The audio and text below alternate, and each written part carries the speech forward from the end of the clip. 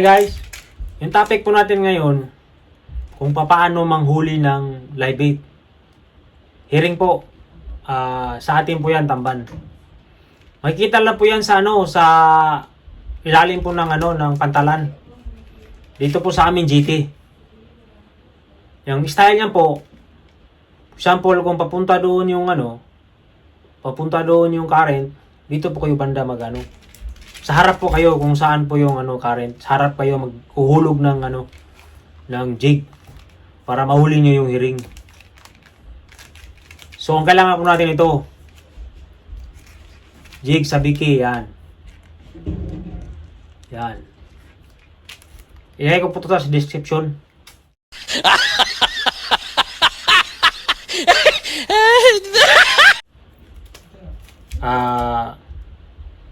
Swivel with snap. Yan. Tsaka sinker po, size 3. Ito po yung ginagamit ko kasi para pagtapon nyo po mabilis pumunta sa bottom. So pag nakikita ng hearing nyo na uy, pagkain, bilis tumakbo, kaya kainin niya kaagad, kakahuli din kayo kaagad. Ganun po kabilis. So mag-start na po tayo. So kailangan natin din ng isang rod na light lang po, pang jig lang sa sa bait. Yan po, light. Yan. Maliit lang.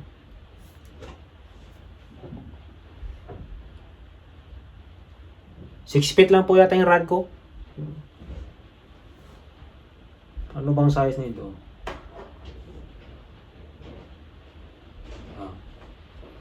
6 feet. 2 to 4 kilograms lang po yung kaya. So,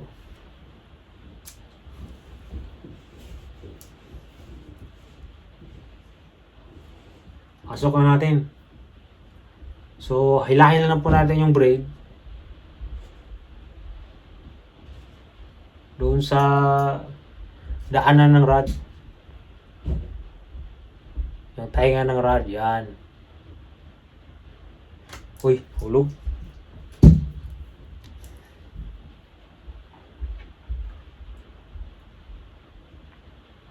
So, uy, mali ganun siya, ganun. Pasok na lang.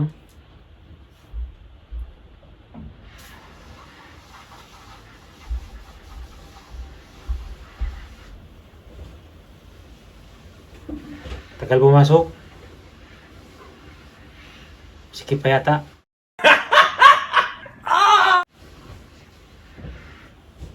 Yan. Tapos, lagyan nyo ng swivel with snap. Size 12 lang po. Maliit lang. Pasok nyo.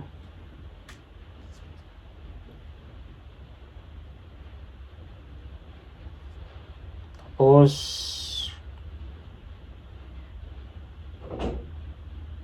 yan.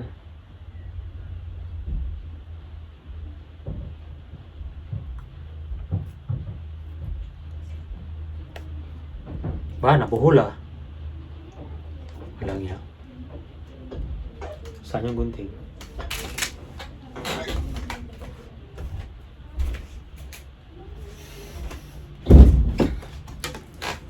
Nabuhol. Ulitin natin.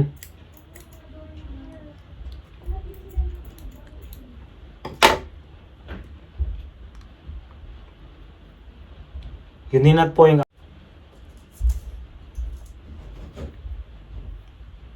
yan. Pasok na natin.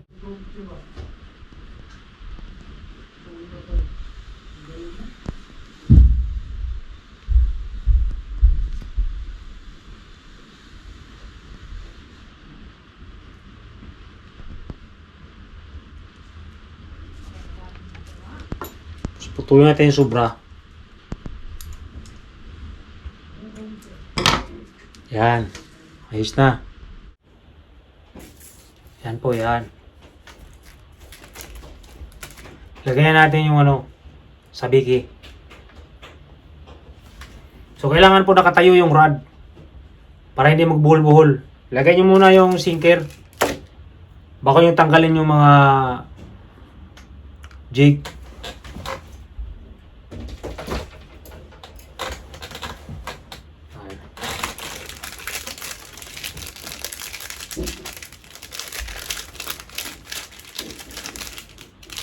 Saan ba? Tanggalan nyo lang po yung sulupin. Yan.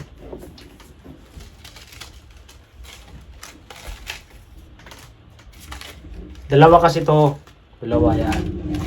Tanggalan nyo lang yung isa.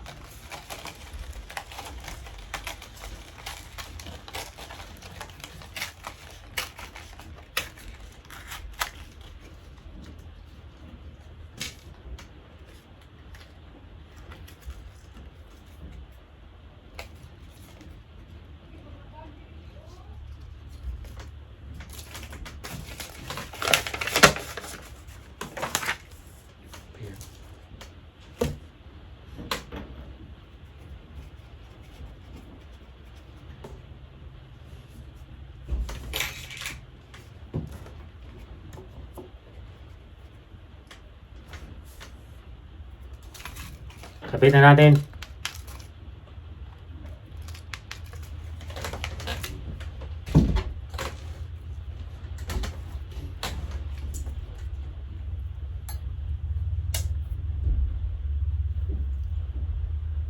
Pasok nyo lang po sa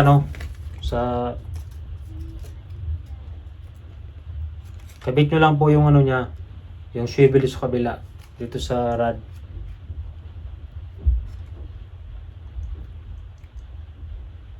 Yan.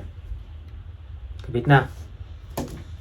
So, lagyan mo natin ng sinker para hindi magbuhol-buhol.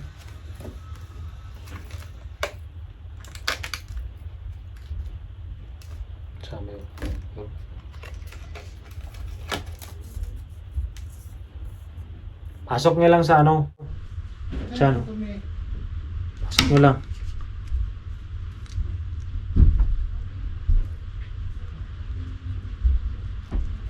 Balik nyo, yan. Para mag-lock siya. Okay na. So, kanya na siya. Tanggal natin sa isa para hindi magbuhol-buhol. So, kung andun kayo sa pantalan, kailangan may mawak nito or nakatayo siya. Kailangan nakatayo siya para hindi magbuhol-buhol to at mabilis tanggalin. Kasi kung hindi to nakatayo, matagal tanggalin. Lagay nyo lang sa kung saan pwedeng itayo.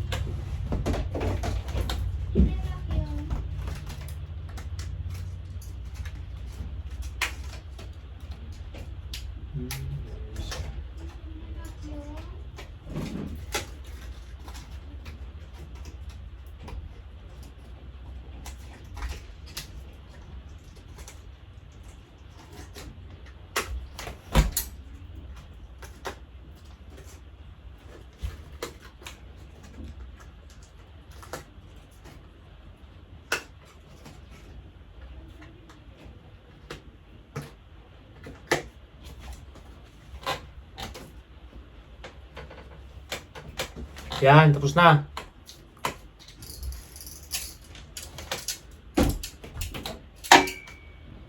Yan, tapos na po. Ito po na klase ng ng jig. Sa biki po, madali siyang makikita ng herring. Tingnan nyo. Yan. Ito po yung bilhin nyo. Okay naman po yung parang may balahibong kulay.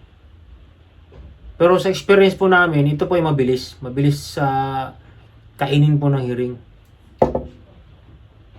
So okay na po tayo dito.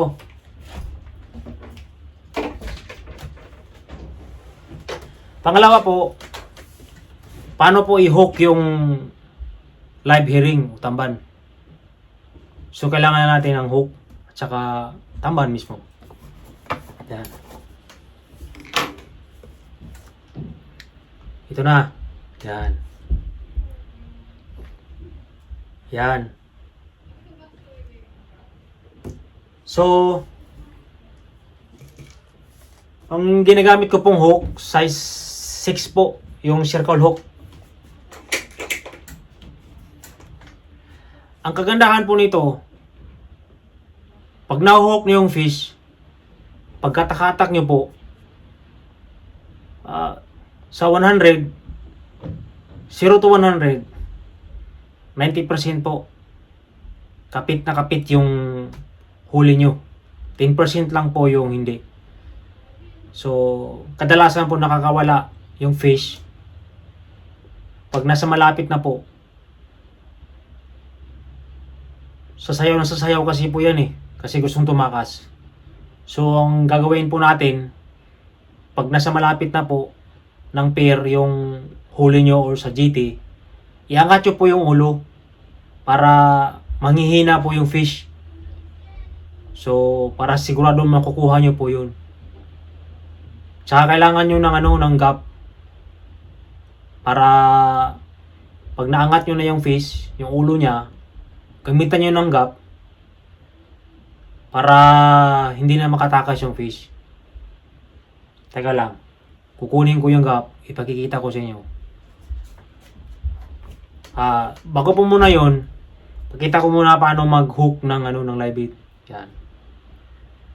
Diyan lang po sa dito po sa bandang tabi ng mata po. Yan. Yan. Diyan lang po. Yan. Yan. Iwasan nyo lang hindi matamaan yung mata. Kasi mabilis mamatay. So, ganyan lang po. Ganyan lang po siya. So, langoy-langoy po yan. Ganon-ganon po yan. Yan. Ganon lang. Ganon. Pangalawa po, sa batok. Ayan po. Ayan.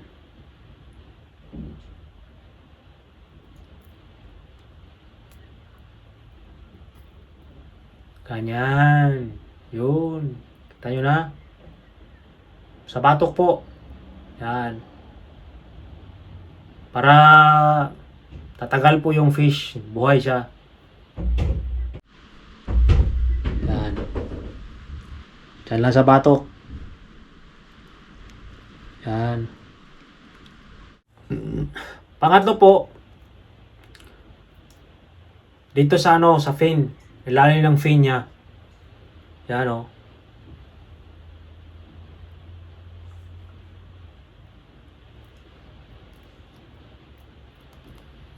Yan. Ganyan. Ganyan po. Circle hook. Kapit na kapit po. Para po kayo naliligaw. Pag sinagot na kayo ng babae, kapit na kapit. Wala lang kawala.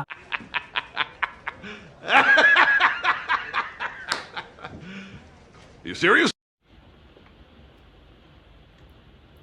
Parang kung mag-subscribe po kayo, wala nang bawi yan. Dikit na dikit na. Haha. Never slow up, no, I don't take shit. I got no love for the fakeness. If you wanna play tough and wanna hate this, I'll always show up.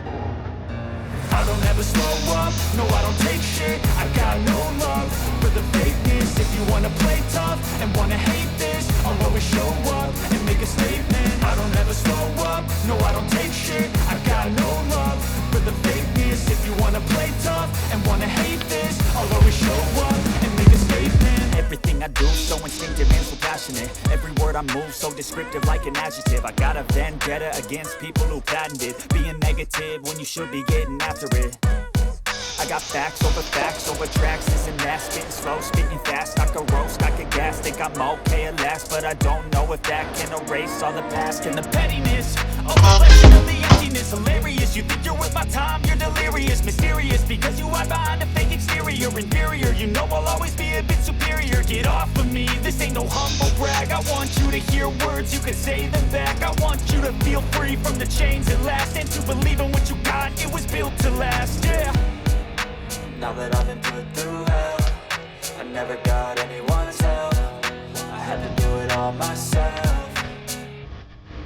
I don't ever slow up.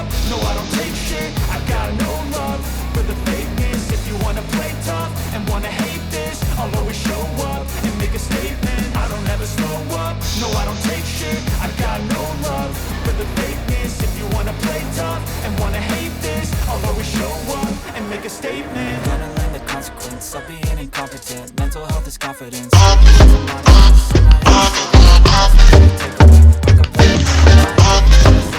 Something not illogical, something that is topical. Rub it on and watch it go. Make yourself unstoppable. Dreams are irresponsible, but they're always possible. If you just believe, you could be so remarkable. Thoughts in my head, a collage and they spread. I'll be great one day, going off of my meds. No, I'm not giving up, no, I'm not giving in. I will make it to the top, taking off in the wind. I gotta make it, I'm saving every day to taste it. I'm patient, but my mind, it can hardly take it. I'm chasing a dream that I've had for several ages. A vacant, modern kingdom for the taking.